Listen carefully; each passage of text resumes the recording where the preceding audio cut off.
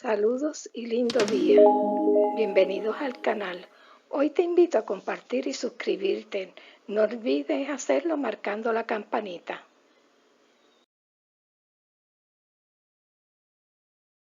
Saludos.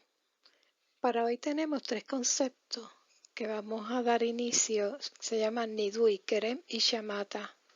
Y era la disciplina en el antiguo Israel. Vamos a ver en la segunda parte de la presentación cómo la sociedad Watchtower la aplica hoy día. Cuando Jesús le dijo a sus seguidores las consecuencias de imitar sus pasos, les estaba informando la clase de disciplina y castigo al que se exponían. Él estaba señalando la forma de rechazo por etapas del sistema judío. En esta sociedad estaba muy claro lo que Nidui, Kerem y Shamatha entrañaban y lo que cada una de ellas implicaba.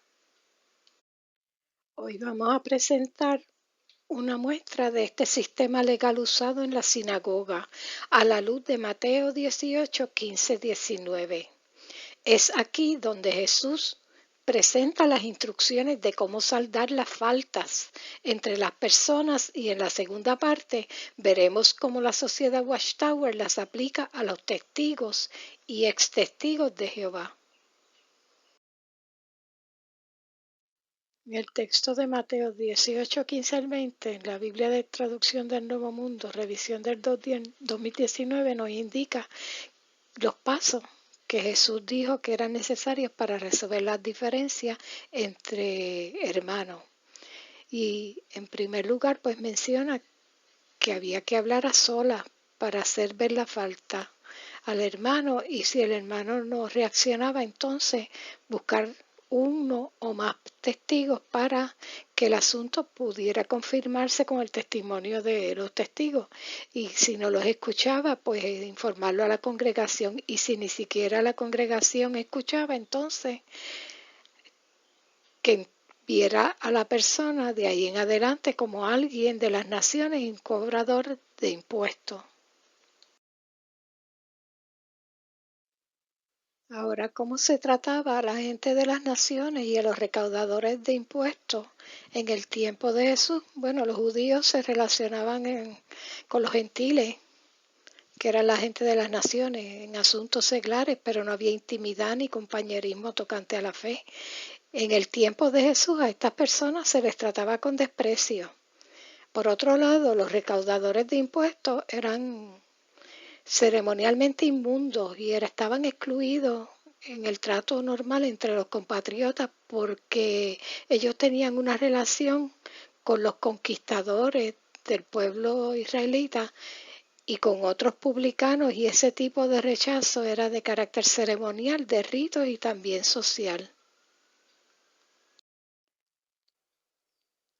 La concordancia Strong exhaustiva en la página 233 del índice muestra cómo estaba organizada la sinagoga, la cual se encontraba bajo ancianos, gobernantes a cargo, asistentes bajo ancianos, la intención, ¿verdad?, la codicia de los principales asientos y la expulsión. Y el propósito de la sinagoga era llevar a cabo la oración, leer las escrituras, escuchar las exposiciones y disciplinar. Para impartir disciplina por causar de pecado era necesario, en primer lugar, definirlo. O sea, si había sido un pecado por transgresión, determinar su origen. En segundo lugar, qué había motivado a la persona para cometer el pecado. Y la tercera fase, que es clasificarlo.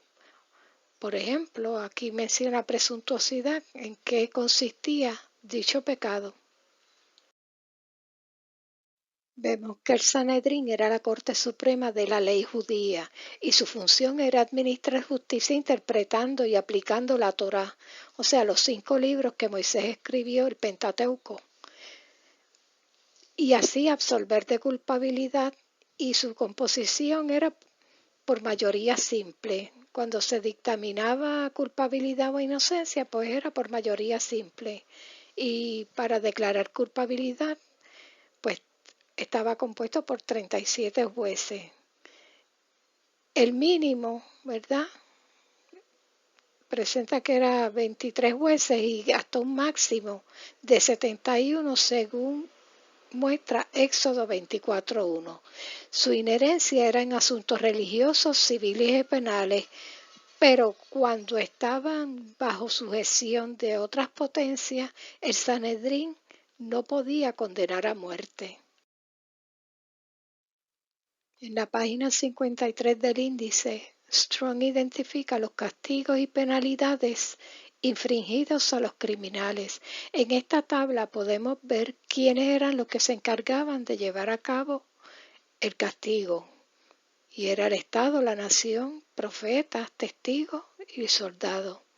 Y las clases de castigo que eran los que se llevaban a cabo y se ejecutaban por órdenes de estos agentes. En esto vamos a ver cómo Nidui, Kerem y Shammata están reflejados en las escrituras, siendo modelos de castigo que entrañaban estos conceptos.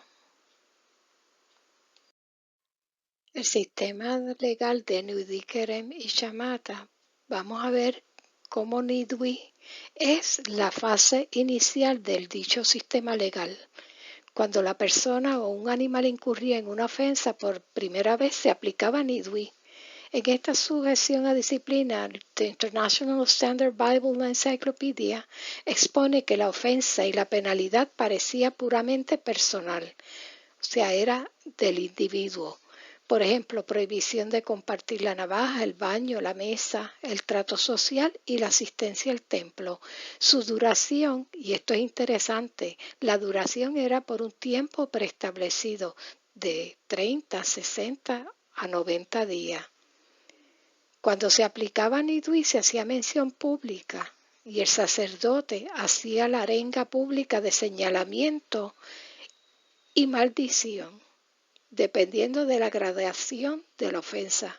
Esto era muy importante porque Nidui podía llevar en sí a Kerem en conjunto. O sea, dependiendo de la gradación de esa ofensa, podía pasar simplemente de un Nidui a una etapa inicial de Kerem.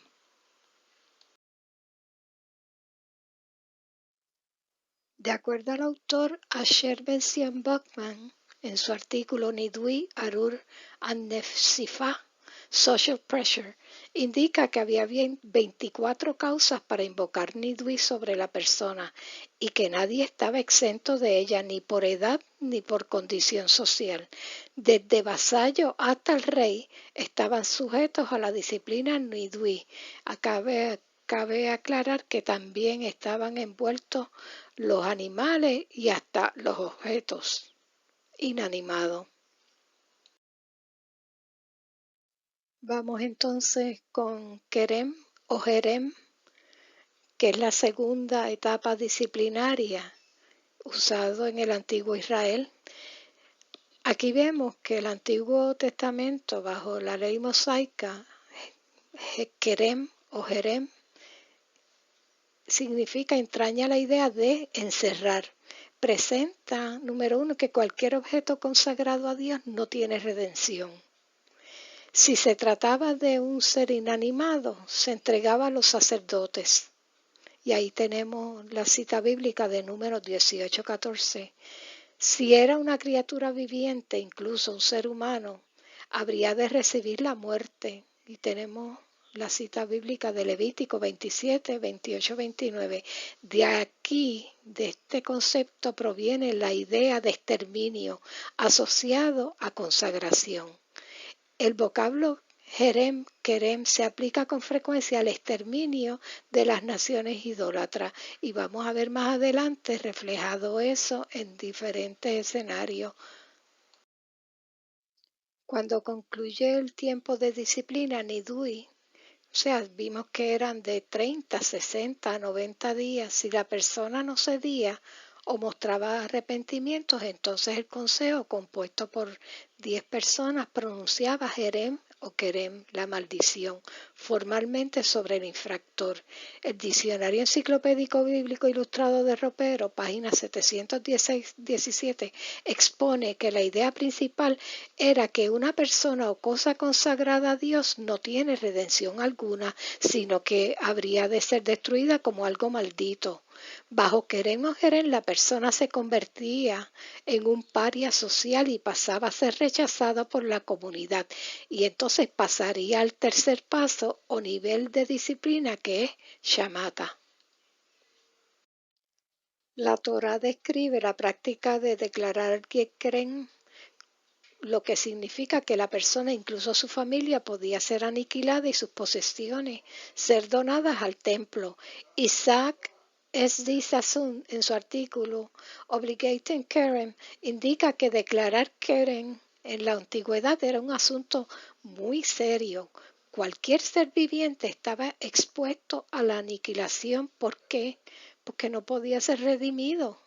El relato bíblico de Josué presenta a Kerem en el asunto de Acán y su familia cuando escondieron los bienes destinados para destrucción. Josué 7:21. El poder de esta medida disciplinaria Kerem residía en que era imposible escapar de ella. No tenía nada que ver con culpabilidad o inocencia.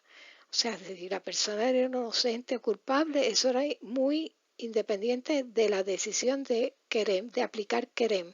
En Deuteronomio 20, 16 al 28 vemos la legislación Kerem, y en Primera de Samuel 15 con la historia de Saúl y los amalequitas. Vemos entonces lo inexorable que resultaba estar sujeto a esta ley Kerem.